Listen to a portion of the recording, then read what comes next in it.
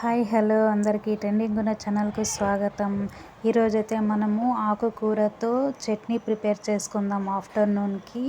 నేనైతే ఎన్నో ఆకుకూరలు ఉంటాయి కదా, ఇదైతే నేను ఎక్కువ యూజ్ చేస్తుంటానండి.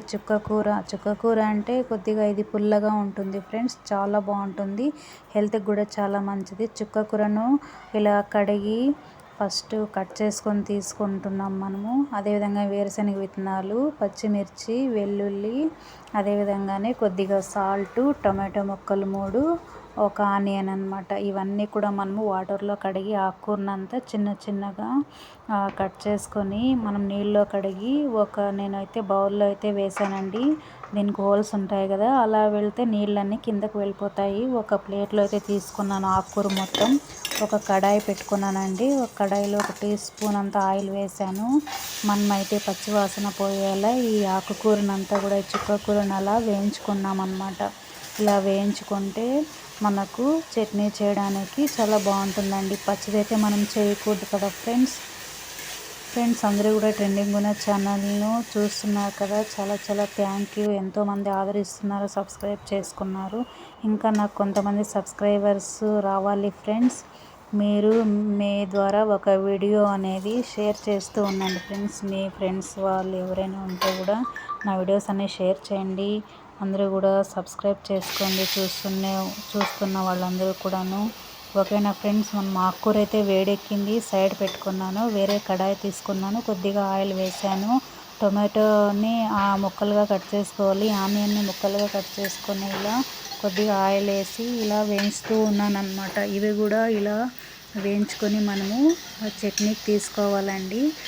ఇలా పచ్చివాసన అంతా పోయేలా మనము ఇలా వేయించుతూ ఉండాలన్నమాట. ఆయిల్లో వేయించుతూ ఉంటే ఆనియన్ ముక్కలు, టొమాటో ముక్కలు స్మెల్ అనేది చాలా గమ్మగా వస్తూ ఉంటుందండి, చాలా బాగుంటుంది ఈ స్మెల్ అనేది.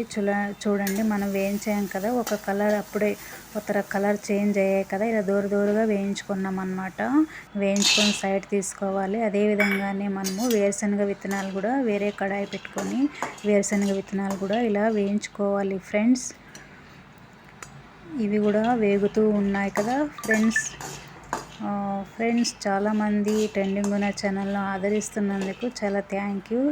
ఇంకా చాలామందికి నా వీడియోని షేర్ చేయండి. ఈ విధంగా నాకు సబ్స్క్రైబర్స్ అనేవాళ్ళు వస్తారు కదా ఫ్రెండ్స్. ఈ విధంగా మనం వేయించుకున్నాం కదా, ఇంకొక చిన్న కడాయి పెట్టుకొని కొద్దిగా ఆయిల్ వేసాను అనమాట. ఆయిల్ వేసి మనము పచ్చిమిర్చి కడిగి కట్ చేసుకొని 2 ముక్కలుగా పెట్టుకున్నాను కదా, ఈ పచ్చిమిర్చి కూడా ఇలా వేయాలి. చాలా గ్రీనిష్గా ఉన్నాయి కదా పచ్చిమిర్చి, ఇవి కూడా మనము ఇలా వేయించుకోవాలన్నమాట. మనం పచ్చివైతే యూజ్ చేయకూడదు కదా చట్నీకి.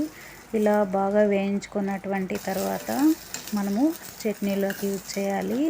అదేవిధంగానే నేను జీలకర్ర కూడా ఇందులోకి యాడ్ చేస్తానండి చట్నీలోకి, చాలా బాగుంటుంది. మనకు గ్యాస్ట్రిక్ ప్రాబ్లమ్స్ ఉన్నా కూడా చాలా మంచి జీలకర్ర యూజ్ చేస్తే. నేనైతే డైలీ ఈ జీలకర్ర అనేది ఏదో ఒక దాంట్లోకి వాడుతూనే ఉంటానండి.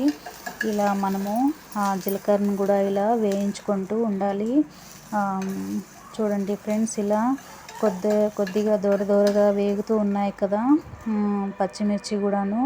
దాని తర్వాత సైడ్ తీసుకొని చూడండి, మనము టొమాటోలు, చిల్లీ, కొద్దిగా సాల్టు, ఇవన్నీ కూడా ఇలా వేయించి ఇలా రెడీగా పెట్టుకొని మనము మిక్సీ పట్టడానికి ప్రిపేర్ చేసుకోవాలన్నమాట. ఫస్ట్ అయితే మనము మిక్సీ పట్టడానికి చూడండి, వేరుశనగ విత్తనాలు, కొద్దిగా సాల్టు, వెల్లుల్లి ఇలా వేసుకొని మనం పౌడర్ లాగా చేసుకున్నాం కదా ఫ్రెండ్స్.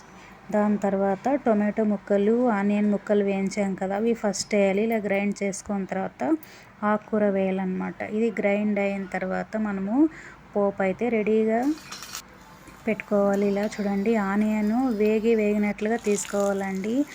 పోపు అయితే అయిపోయింది. పోపు వేసాం కదా, కలర్ఫుల్గా కనిపిస్తూ ఉంది. చట్నీలోకి ఇలా పోపు వేసుకొని తింటూ ఉంటే అలా పచ్చిగా ఉండాలి. ఆనియన్ కొద్దిగా వేగాలి. ఇలా ఉంటే మనకు చట్నీలోకి చాలా సూపర్గా ఉంటుంది. చపాతీకి కానీ వేడి రైస్లోకి కానీ చాలా బాగుంటుందండి. నా వీడియో చూసినందుకు మీ అందరికీ కృతజ్ఞతలు ఫ్రెండ్స్.